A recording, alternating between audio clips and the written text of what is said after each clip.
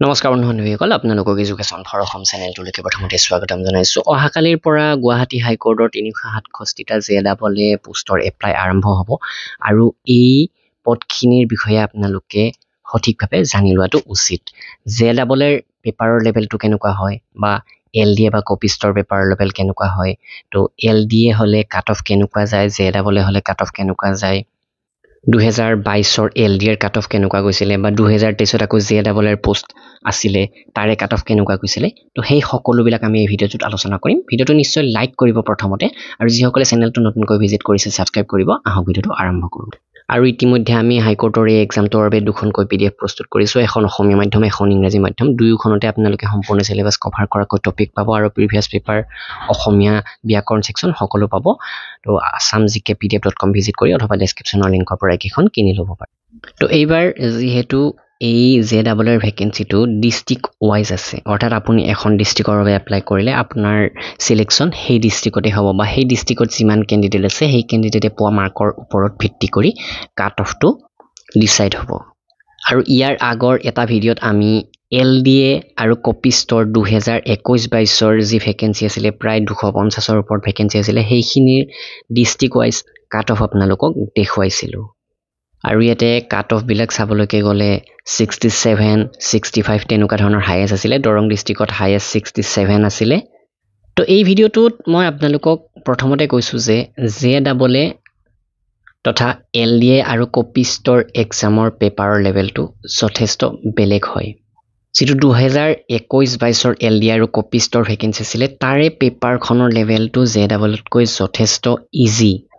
আমি ইতিমধ্যে এখন পেপাৰৰ অকনমান আলোচনা কৰিছিলো সেই পেপাৰখনৰ আগন্তুক দিনত আমি বাকি আলোচনাও কৰিম আৰু লগতে আপোনালোকৰ বাবে সেই পেপাৰৰ লেভেলৰ সেম পৰ্যায়ৰ মক টেষ্ট পেপাৰো আগবঢ়াম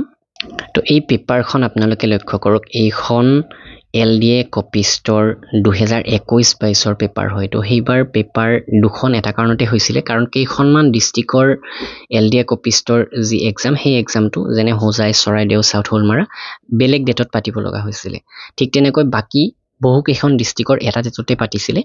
19 ডিসেম্বৰ 2021ত এইকেইখন ডিস্ট্ৰিক্টৰ এনেকৈ পাতিছিল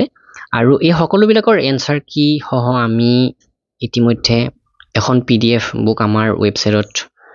পাবলিশ কৰি থৈ দিছো সেইখন আপোনালোকে যদি বিচাৰে কিনি ল'ব পাৰে 60+ গুৱাহাটী হাইকোৰ্টৰ পেপাৰ উইথ এনসাৰ কি আপোনালোকে লাভ কৰিব তাৰ উপৰি 60খনৰ ওপৰত অসমৰ অন্যান্য এক্সামৰ পেপাৰো আছে যিখনৰ দাম মাত্ৰ 150 টকা ডেসক্ৰিপচনত লিংক দি দিছো যদি কিনিব বিচাৰে এখন কিনি ল'ব পাৰে সকলোবিলাক পেপাৰ লেভেলৰ ওপৰত আপোনালোকৰ আইডিয়া হ'ব লগতে বহু প্ৰশ্ন উত্তৰো আপোনালোকে জানিব পাৰিব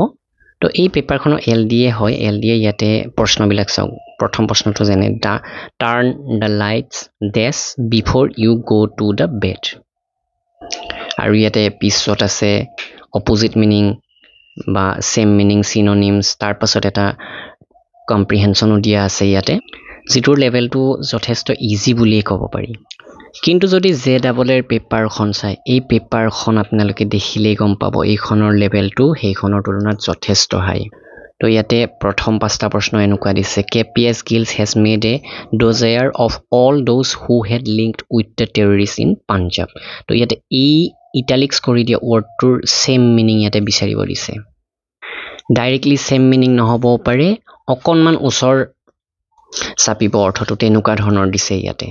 নেক্সট এটা প্ৰশ্ন আপোনালোকে চাওক ইয়াতে পেয়াৰ হিচাপে দিছে তো পেয়াৰ হিচাপে দিওতে কি হৈছে আপোনালোকে দুটাকৈ শব্দৰ অৰ্থ জানিব লাগিব দুটা শব্দৰ অৰ্থত আপোনালোকে সময় দিব লাগিব সেইখিনি মনত পেলাবৰ কাৰণে তেনেকুৱা ধৰণৰকৈ এই লেভেলটো যথেষ্ট টাফ বুলি ক'ব পাৰি আৰু ইয়াতে নেক্সট হেৰিটো চাওক আপোনালোকে খালি ঠাই পূৰণ কৰাৰ ক্ষেত্ৰত দুটা খালি ঠাই আপোনালোকে পূৰণ কৰিব লাগিব তো জেডাবলৰ পেপাৰ যথেষ্ট টাফ হয় এলডিএৰ তুলনাত তো এতিয়া 2023 চনৰ জেডাবল এক্সাম এটাৰ ৰিয়েল কাট অফটো আপোনালোকক দেখুৱাইছো এইটো আপোনালোকে যদি মন কৰে চাওক এটাই পোষ্ট আছিল সেই পোষ্টৰ ফাইনেল কাট অফ 85 অৰ্থাৎ যিজন ক্যান্ডিডেটে হাইয়েষ্ট মাৰ্ক পাইছে 85 তেওঁ এই জবটো লাভ কৰিছে আৰু এটা পোষ্টৰ বাবে তিনিজন ক্যান্ডিডেটক ইন্টাৰভিউৰ কাৰণে মাতা হৈছিল তো তেনে ক্ষেত্ৰত বাকি ক্যান্ডিডেট কেইজনৰ মাৰ্কটো অকনমান কম আছে এইটো ফাইনেল মাৰ্কটো আপোনালোকে চাব নালাগে কাৰণ আমি বিশেষকৈ ৰিটেন মাৰ্কসটো লক্ষ্য কৰি আছো লোৱেষ্ট মাৰ্ক হৈছিল 76 ৰিটেনত আৰু হাইয়েষ্ট মাৰ্ক 85 তো এতিয়া চাওক LDA আৰু কপিষ্টৰ কাট অফটো আমি অলৰেডি আলোচনা কৰিছোঁ কিন্তু LDA কপিষ্টৰ পেপাৰখন আপোনালোকে দেখিবলৈকে পালে পেপাৰখন যথেষ্ট ইজি তো তেনে ক্ষেত্ৰত কেণ্ডিডেটে মাৰ্ক যথেষ্ট পায় কিন্তু JEE এৰ ক্ষেত্ৰত পেপাৰ লেভেলটো টাফ হ'ব LDA কপিষ্টৰ তুলনাত যথেষ্ট টাফ হ'ব আৰু এইবাৰ এটা মেইন পইণ্ট আছে নিগেটিভ মাৰ্কিং আছে তো তেনে ক্ষেত্ৰত কাট অফটো এইবাৰ কম হ'ব আগৰ বাৰতকৈ কম হোৱা দেখিবলৈকে পাবই আপোনালোকে হেতু খাটাং 3-4টা পইণ্টত আপোনালোকে কাট অফটো কম হোৱা দেখিবলৈকে পাব এক নম্বৰতে পেপাৰটোৰ লেভেলটো হাৰ্ড হ'ব 2 নম্বৰ পইণ্ট হৈছে JEE এইবাৰ নিগেটিভ মাৰ্কিং আছে 3 নম্বৰতে আপোনালোকে মন কৰক আগৰ বাৰৰ তুলনাত পোষ্টৰ পৰিমাণ বেছি আছে তো তেনে ক্ষেত্ৰত এইবাৰ কাট অফটো কম হ'ব কিন্তু কাট অফ কম হোৱা বা বেছি হোৱাৰ লগত কোনো ইস্যু নাই প্ৰকৃততে চাবলৈকে গ'লে যিহেতু এই সকলোবিলাক কম্পিটিশনৰে কথা সকলোৱে জোখতকৈ বা আপোনাতকৈ বেছিকৈ পঢ়িবলৈকে চেষ্টা কৰিব আৰু বেছি মাৰ্ক পাবৰ কাৰণে চেষ্টা কৰিব তো তেনে ক্ষেত্ৰত আপোনাৰ যোগ্যতা অনুসৰিয়ে এই নিৰ্বাচন প্ৰক্ৰিয়া অনুষ্ঠিত হ'ব তো যিয়ে নহওক আমি যিখিনি পইণ্ট আপোনালোকৰ বাবে আগবঢ়ালো সেইখিনি উপযুক্ত হৈছে নে নাই সেইটো কমেণ্ট কৰি জনাব আৰু আগন্তুক এনেকুৱা ধৰণৰ কি পইণ্ট বিচাৰে সেইটো ক'ব আৰু অহাকালি এপ্লাই আৰম্ভ হোৱাৰ লগে লগে আপোনালোকে এপ্লাই প্ৰক্ৰিয়াৰ সম্পূৰ্ণ ভিডিঅ' পাই যাব আৰু হাইকোৰ্টৰ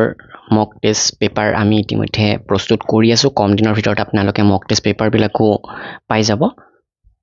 যিকেইখন PDF প্ৰস্তুত কৰিছোঁ সেইকেইখন আপোনালোকে বিচাৰিলে কিনি ল'ব পাৰে যথেষ্টখিনি হেল্পফুল হ'ব তো ভিডিঅ'টো এইখিনি লাইক কৰিব শ্বেয়াৰ কৰিব ধন্যবাদ